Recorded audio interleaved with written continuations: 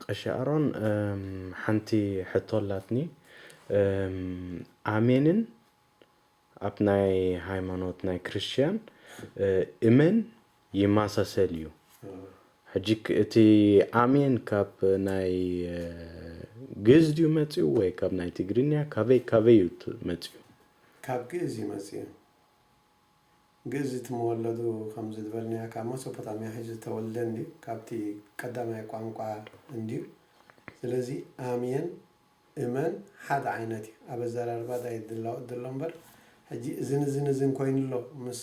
ምስ በለካ ሰብ አሜን እንድሕልካ አሜን ከያ ተቀቢልካ ማለት ይኹነልና ማለት አሜን ይኹነልና ይፈጽመልና ስለዚህ ምስ እምነት ሓደ ቃል ስለዝኾነ